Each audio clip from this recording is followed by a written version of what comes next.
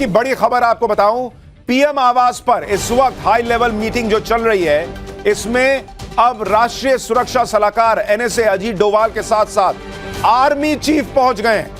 NSA, army chief और विदेश मंत्री भी इस मीटिंग में प्रधानमंत्री के घर पर मौजूद हैं। देखिए, हर पल लगभग बहुत तेजी से पूरा घटनाक्रम बदल रहा है। मैंने आपको बताया था आपसे थोड़ी देर पहले पीएम के घर पर एनएसए अजीत डोभाल और पीएम मोदी की अकेले में मीटिंग हुई है। उसके बाद आप देखिए वहां आर्मी चीफ और विदेश मंत्री एस जयशंकर भी पहुंच गए हैं। यानी जो मैं आपसे बार बार कह रहा हूं कि क्या पाकिस्तान के लिए आज की रात कयामत की रात हो सकती है, आप इन संकेतों को अगर जोड़ते जाएंगे तो आपके लिए तस्वीर बनेगी। हमारे लिए इस वक्त कुछ फाइनल कहना उचित नहीं होगा, राष्ट्रहित में नहीं होगा। हालांकि एलओसी से इस वक्त एक और बड़ी खबर, राफेल लड़ाकू विमानों ने पीओके की रेकी की है। यह बहुत बड़ी खबर है कि भारत के जो राफेल लड़ाकू विमान हैं, उन्होंने कल रात पीओके की रेकी की है। पीओके के पास राफेल की उड़ान से पाकिस्तान सहमा हुआ है। 4 राफेल फाइटर जेट देखकर पाकिस्तान में हड़कंप मच गया। एलओसी पर रात में राफेल फाइटर जेट से पेट्रोलिंग की गई है और पीओके की रेकी, ये पाकिस्तान के चैनल्स खुद दावा कर रहे हैं कि पाकिस्तान के बॉर्डर के बिल्कुल करीब आकर राफेल ने पीओके की रेकी की है। और इसलिए बड़ा सवाल यह है कि क्या मिशन पीओके लॉन्च होने वाला है, जिसका बहुत लोग जिसकी चर्चा कर रहे थे। पाकिस्तान इस बात से भी घबराया हुआ है। पाकिस्तान से एक और बड़ी खबर, भारत के डर से पाकिस्तान ने सारा एयर स्पेस बंद कर दिया है। गिलगित स्कार्दू की सारी फ्लाइट पाकिस्तान ने रद्द कर दी है। पाकिस्तान के सभी बड़े एयरपोर्ट्स में हड़कंप मचा हुआ है। लाहौर एयरपोर्ट पर पाकिस्तान ने हाई अलर्ट जारी कर दिया है। यानी पाकिस्तान को बहुत बड़ा खतरा लग रहा है कि भारत शायद एयर स्ट्राइक कर सकता है, और इसलिए उसने पहले अपना जो एयर स्पेस है उसको बंद किया, सारी फ्लाइट रद्द कर दी है। पाकिस्तान भी शायद यह मान के चल रहा है कि आज की रात कुछ हो सकता है। पाकिस्तान में मोदी का भयंकर खौफ चल रहा है। पाकिस्तान में ऊपर से नीचे तक खलबली है। राफेल की एयर स्ट्राइक के डर से पाकिस्तान ने एयर स्पेस की निगरानी बहुत टाइट कर दी है। कुछ रिपोर्ट्स में दावा है कि बॉर्डर पर पाकिस्तान ने artillery units and special forces की तैनाती बढ़ा दी है। भारत के हमले से आतंकियों को बचाने के लिए उन्हें लॉन्च पैड से हटा दिया गया है। पाकिस्तान यूनाइटेड नेशंस यानी यूएन और बाकी देशों से गुहार लगा रहा है, हाथ जोड़ रहा है कि भारत के हमले से बचाओ। पाकिस्तान के मंत्री आधी रात में प्रेस कॉन्फ्रेंस कर रहे हैं, जागकर कह रहे हैं कि भारत 24 से 36 घंटे में अटैक करने वाला है।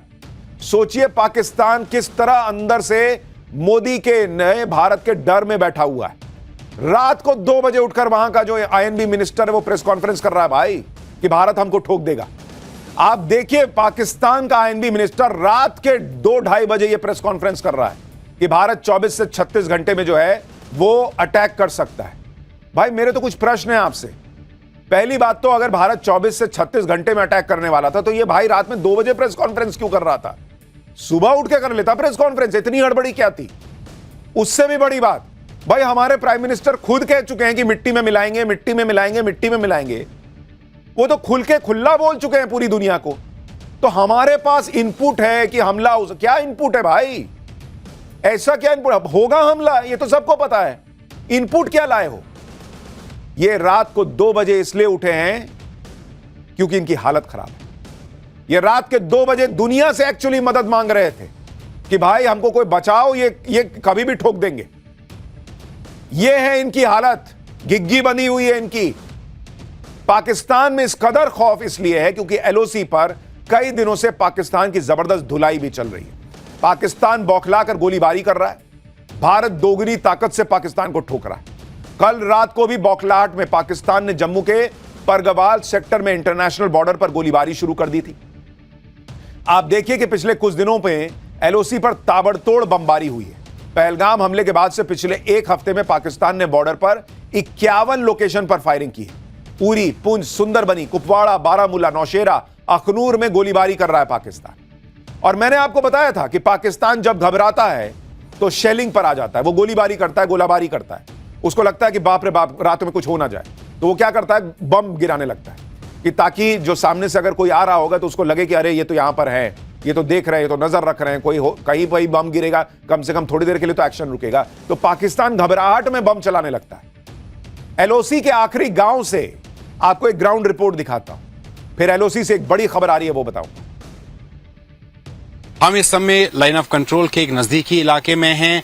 ये लाइन ऑफ कंट्रोल का आखिरी गांव है और मेरे सहयोगी मीर महराज आपको ये एक्सक्लूसिव तस्वीरें दिखाएंगे लाइन ऑफ कंट्रोल के इलाके की, और उसके साथ साथ जो लाइन ऑफ कंट्रोल पर फेंस है आपको साफ तस्वीरों में दिखाई दे रही होगी। यही वो इलाका है जो बिल्कुल लाइन ऑफ कंट्रोल से सटीक है, और यहाँ पर 2 साल 3 साल पहले भी पाकिस्तानी सेना लगातार जो है सीज फायर का उल्लंघन कर रहा था। तो ये वो बैंकर है जहां पे ये फिर जो है आ जाते हैं और यहां पे छुप जाते हैं, यहां पे अपनी जान बचाते हैं।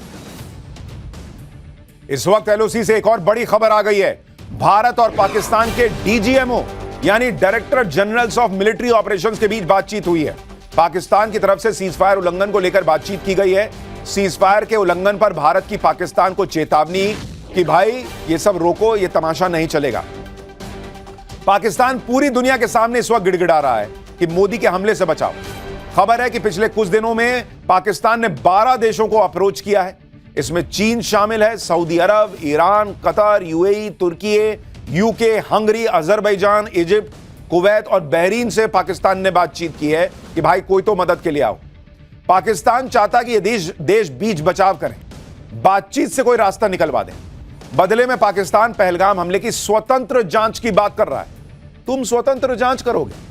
पहले जो क्रेडिबल एविडेंस हमने दिया है कि तुम्हारा एक जो आर्मी में रहा हुआ व्यक्ति है, पैरा कमांडो, वो आया है इधर हमला करने, और उसके बाद तुम क्या जांच करोगे भाई? ये सब तमाशा छोड़ो। तुम्हारा एक मंत्री बाद में कह चुका, एक नेता संसद के अंदर, कि पुलवामा हमने किया था। तो पहले तो आप पुलवामा से भी मना करते थे, इन्होंने 26/11 नहीं माना, उसके तमाम सबूत हैं कि इन्होंने किया था। ये देश कभी मानने वाला है? लेकिन ये घबराया हुआ है। इंडिया सारे देशों को बुला के सबूत दिखा रहा है कि देखो हम पाकिस्तान को ठोकने वाले हैं, वजह यह है इसलिए ठोके। ये क्या कर रहे हैं भाई? कोई बचाओ, ऐसी हालत है। पाकिस्तान की कोशिश है कि किसी तरह भारत बस रुक जाए। भारत ने दुनिया को डंके की चोट पर बताया कि वो पाकिस्तान को छोड़ेगा नहीं। दुनिया के बड़े बड़े देशों के नेता पीएम मोदी को फोन कर चुके हैं। भारत जिन भी देशों से बात कर रहा है उनको साफ बता रहा है कि पाकिस्तान को आतंकवाद की सजा भुगतनी होगी। कल जब पीएम मोदी तीनों सेना प्रमुख के साथ हाई लेवल मीटिंग कर रहे थे, पाकिस्तान पर एक्शन का प्लान बना रहे थे, उसी दौरान यूनाइटेड नेशंस के चीफ एंटोनियो गुटेरेस ने विदेश मंत्री एस जयशंकर से बात की थी और पहलगाम हमले की निंदा की थी। इस बातचीत में यूएन चीफ ने भारत और पाकिस्तान के बीच बढ़ते तनाव पर चिंता जताई थी। लेकिन भारत ने भी अपना रुख साफ कर दिया कि वो इस हमले के दोषियों, साजिशकर्ताओं और मददगारों को उनके अंजाम तक पहुंचाने के लिए प्रतिबद्ध है।